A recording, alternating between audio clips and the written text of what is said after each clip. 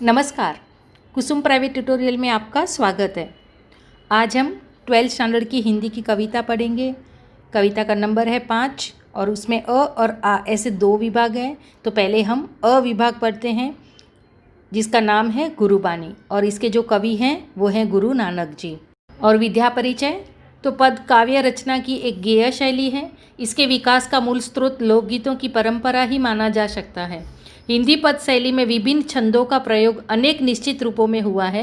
हिंदी साहित्य में पद शैली की 2 निश्चित परंपराएं मिलती हैं, एक संतों की सबद और दूसरी कृष्ण भक्तों की परंपरा। पढ़ते हैं हम पाठ परिचय। प्रस्तुत दोहों तथा पदों में गुरु नानक ने गुरु की महिमा, कर्म की महानता, सच्ची शिक्षा आदि विषयों पर अपने विचार व्यक्त किए हैं। मनुष्य के जीवन को उदात्त और चरित्रवान बनाने में गुरु का मार्गदर्शन, मनुष्य के उत्तम कार्य और सच्ची शिक्षा का बहुत बड़ा योगदान रहता है। गुरु द्वारा दिया जाने वाला ज्ञान ही शिष्य की सबसे बड़ी पूंजी है। संसार मनुष्य की जाति का नहीं अपितु उसके उत्तम कर्मों का सम्मान करता है। मनुष्य का श्रेष्ठत्व उसके अच्छे कर्मों से सिद्ध होता है, ना कि उसकी जाति अथवा वर्ग से। गुरु नानक ने कर्मकांड और बाह्य आडंबर का घोर विरोध किया था। तो बच्चों, अभी हम पढ़ते हैं कविता के पद। नानक गुरु न चेतनी, मनी आपने सुचेत, छूते तिल बुआड़ जीव, सुए अंदर खेत, खेते अंदर छूटिया, कहु नानक सऊ नाह, फली अही फुली अही, बपूड़े भी तन बीच स्वाह। इसका भावार्थ समझते हैं। गुरु नानक जी कहते हैं, न चेतनी मनी आपने सुचेत। न चेतनी मनी यानी कि जो ऐसे लोग हैं जो गुरु को याद नहीं करते हैं, जो गुरु को महत्व नहीं देते हैं और अपने आप को ज्ञानी मानते हैं, जो ऐसे लोग हैं उनके लिए गुरु नानक जी ने एक उदाहरण दिया है तिल का। और उदाहरण देते हुए हमें समझाने की कोशिश की है कि छूते तिल बुआड़ जीव सुए अंदर खेत। तो कहते हैं कि गुरु नानक जी कहते हैं कि ऐसे जो लोग हैं, अपने आप को जो ज्ञानी मान बैठते हैं, ये लोग तिल के पौधे से जैसे हैं। जो कोई भी स्थान पर तिल का पौधा उग जाता है, उसको खाद पानी की कोई ज़रूरत नहीं पड़ती। उसका ना कोई मालिक होता है, ना कोई उसका ईश्वर होता है। ये पौधे फूलते हैं, फलते हैं, पर इसके अंदर दाने नहीं आते हैं। उसमें क्या होता है? उसमें गंदगी और राख ही होती है। फली अहीं फुली अहीं, बपूड़े भी तन बीच स्वाह। तो फली भी, फलते भी हैं, फूलते भी हैं, लेकिन उसके अंदर क्या होता है? उसके अंदर गंदगी होती है, स्वाह होता है। स्वाह का अर्थ है राख। तो उसके अंदर क्या होता है? राख होती है। तो नानक जी कहते हैं कि वैसी हालत, तिल की जैसी हालत किसकी है? कि जो अपने आप को ज्ञानी मान बैठते हैं, उनकी हालत तिल के जैसी है। तो ऐसे लोगों का कभी भी मानसिक विकास नहीं होता है। वो फलते फूलते हैं, संसार में रहते हैं, लेकिन वो एक तिल के जैसे लाचार और दिन दुखी होते हैं। ठीक है बच्चों, अभी आगे की पंक्ति हम पढ़ते हैं। जली मोह घसी मसी करी, मति कागद करी सारू, भाई कलम करी चित्तू लिखारी, गुरु पूछी लिखू बिचारी, लिखू नाम सालाह लिखू, लिखू अंत न पारावार। बच्चों, इसका भावार्थ हम समझते हैं। जली मोह घसी मसी करी। तो यहाँ पर गुरु नानक जी कहते हैं कि जो मोह है, मोह को जलाकर और घिसकर स्याही बना लो। मति कागद करी सारू। कहते हैं कि जो हमारी मति है, जो हमारी बुद्धि है, उस बुद्धि को श्रेष्ठ, बहुत सुंदर एक कागज समझो। भाई कलम करी चित्तू लेखारी। तो लेखारी का अर्थ है लेखक। तो यहाँ पर कहते हैं कि भाईचारे की, प्रेम भाव की कलम बनाओ। गुरु पूछी लिखू बिचारी। बिचारी मतलब सोचकर, विचार कर। तो कहते हैं कि गुरु का मार्गदर्शन लेके, जो हमारे सद्गुरु हैं, इनसे शिक्षा प्राप्त करके,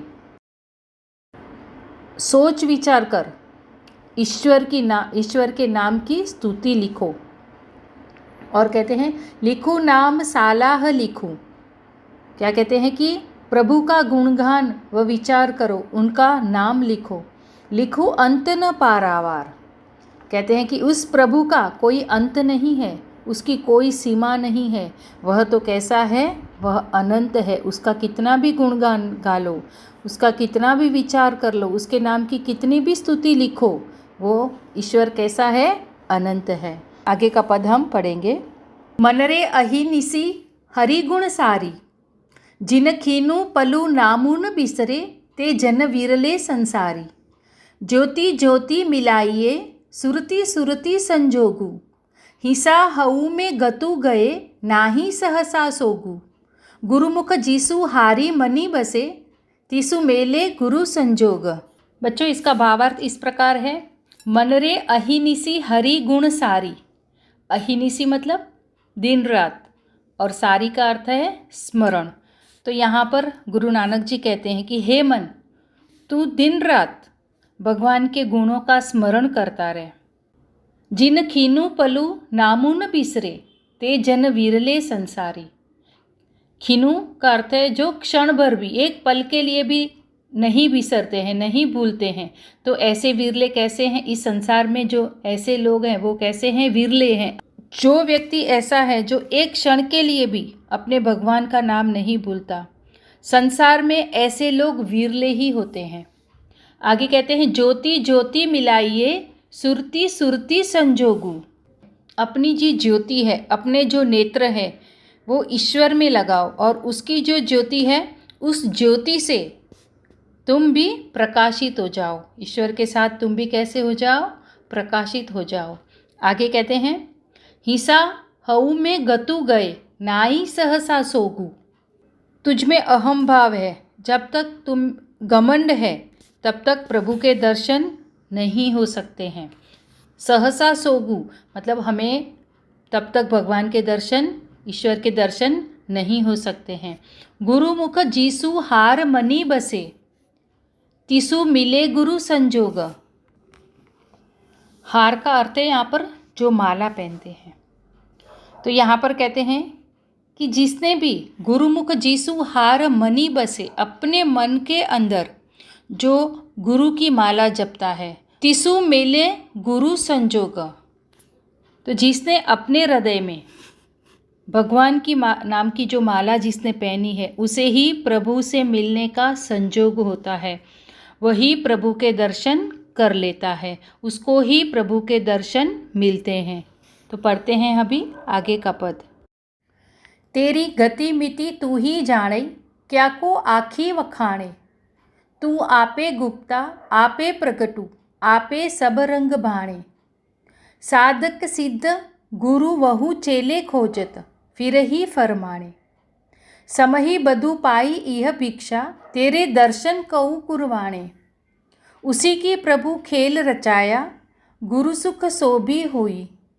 नानक सब जुग आपे वरते, दूजा और न कोई। बच्चों, इसका भावार्थ समझते हैं।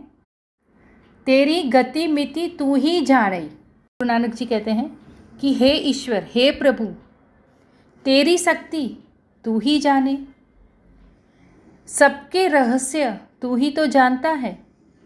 क्या को आखी वखाणे, उनकी व्याख्या कोई दूसरा नहीं कर सकता है। तू आपे गुप्ता आपे प्रगटू, आपे सब रंग भाणे। कहते हैं हे प्रभु, तुम कभी दिखाई देते हो, कभी दिखाई नहीं देते हो। तुम्हारे अनेक रूप हैं, तुम कभी प्रकट होते हो, कभी तुम अप्रकट होते हो। तो कहते हैं तुम्हारे अनेक रूप हैं और तुम्हारे अनेक रंग हैं, सब रंग भाणे। आगे कहते हैं साधक सिद्ध गुरु बहु चेले खोजत, फिर ही फरमाने। साधक का अर्थ है यहाँ पर जो भक्त होता है। जो यहाँ पर अनगिनत भक्त हैं, जो सिद्ध गुरु और शिष्य तुम्हें ढूंढते फिरते हैं, ईश्वर को ढूंढने के लिए हर जगह भटकते हैं। समही बधु पाई यह भिक्षा, तेरे दर्शन कऊ कुरवाणे। कुरवाणे अर्थात कुर्बानी देना, और भिक्षा का अर्थ है प्रसाद। तो कहते हैं कि जिन्होंने समही बधु पाई, हे प्रभु, जिन्होंने तुम्हारा नाम स्मरण किया उन्हें ही भिक्षा मिली, उन्हें ही तुम्हारा प्रसाद मिला, उन्हें ही तुम्हारे दर्शन मिले। दर्शन कऊ कुरवाणे, उनको ही तुम्हारे दर्शन मिले। उसी के प्रभु खेल रचाया, गुरुमुख सोभी होई। सोभी का अर्थ है समझ। तुम्हारे इस संसार के खेल को केवल गुरुमुख ही समझ सकता है। आगे कहते हैं, नानक सब जुग आपे वर्ते, दूजा और न कोई। गुरु की जो शरण में आता है वही भक्त समझ सकता है। तुम्हारे इस संसार में तुम जुग जुग से, मतलब तुम युग युग से वर्ते हो, मतलब तुम विराजमान हो। दूजा और न कोई, तुम्हारे अलावा दूसरा कोई नहीं है। सर्वव्यापी सर्वशक्तिमान तुम ही हो। आगे का पद पढ़ते हैं बच्चों। गगन में थाल रवि चंदन दीपक बने, तारका मंडल जनक मोती, धूप मलया नील पवनु चवरो करे, सकल वनराई फुलंत ज्योति, कैसी आरती हुई भव खंडना तोरी आरती, अनाहत शब्द बाजत भेरी। इसका भावार्थ बच्चों इस प्रकार है। गगन का अर्थ है आकाश, तो यहाँ पर कहते हैं रवि और चंद, सूर्य और जो चंद्र, दीपक मतलब दिया। आकाश की थाल में सूर्य और चंद्रमा के दीपक जल रहे हैं। तारका मंडल जनक मोती, तो कहते हैं ये जो तारका मंडल, ये जो तारे सितारे हैं वो कैसे लग रहे हैं? मोती की तरह चमक रहे हैं। धूप मलया नील पवनु चवरु करे। मलया नील मतलब पर्वत, जो मलय पर्वत है उसकी जो हवा होती है उसको कहा है। धूप ये होता है बच्चों कि जब हम आरती के समय धूप और दिया जलाते हैं तो उस धूप का वर्णन यहाँ पर किया है। और मलया नील, मलय पर्वत है, और अनिल, अनिल है एक हवा, पवन। वो जो हवा है वो धूप की वजह से महक रही है, उसकी सुगंध चारों ओर चवन कर रही है। पवनु चवरो करे, जो ये सुगंधी पवनु मतलब वायु, ये जो वायु है वो हर जगह से हमें सुगंध दे रहा है। सकल वनराई फुलंत ज्योति, सकल मतलब ये जो पूरा वन है। वनराई मतलब जंगल के अंदर जो वन संपदा है, जो वनस्पतियां हैं, वो झाड़ पौधे जो भी हैं, वो फुलंत ज्योति, ये सारे फूल रहे हैं, ज्योति की तरह वो फूल रहे हैं। तो कहते हैं कि जंगल की सभी वनस्पतियां फूल चढ़ा रही हैं। कैसी आरती हुई भव खंडना तोरी आरती। मनुष्य को यहाँ पर कहते हैं कि ये जो प्रकृति है ये स्वयं भगवान की महा आरती कर रही है।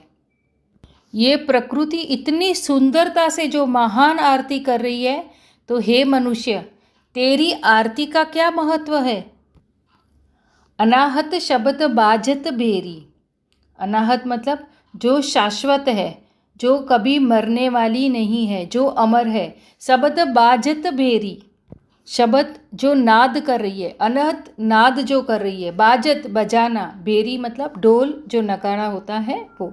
तो यहाँ पर है कहते हैं कि हृदय में अनहत नाद का वाद्य बज रहा है। अर्थात जो भगवान की असली आरती है वो तो क्या है, मन से उतारी जाती है, श्रद्धा से, भक्ति भाव से उतारी जाती है। ईश्वर के पास जो आकाश है वो आकाश ही उसका थाल है, और जो सूर्य और चंद्रमा, जो रवि चंद वही तो उसके दीपक हैं, और जो तारे और जो सितारे हैं वही उसके मोती हैं। ये जो हवा है वो धूप की तरह सुगंधता फैला रही है, और जंगल के जो सभी वृक्ष हैं वो सारे भगवान के ऊपर, ईश्वर के ऊपर फूल चढ़ा रहे हैं। तो हे मनुष्य तेरी आरती का कोई महत्व नहीं है। अगर आरती करनी ही है तो असली आरती वही होती है जो मन से होती है, जो हृदय से होती है, जो श्रद्धा और सबूरी से होती है, वही असली आरती होती है। इस तरह गुरु नानक जी कहते हैं कि ईश्वर की भक्ति करने के लिए धार्मिक पूजा स्थलों में जाने की कोई आवश्यकता नहीं होती। गृहस्थ अपने घर में भी ईश्वर का नाम स्मरण कर सकता है, उसका बखान कर सकता है, तो उसको तभी भी प्रसन्नता मिल सकती है। तो बच्चों, इस तरह से ये आपको भावार्थ इसका अच्छे से समझ में आ गया होगा। तो मिलते हैं हम अगले वीडियो में, तब तक के लिए धन्यवाद।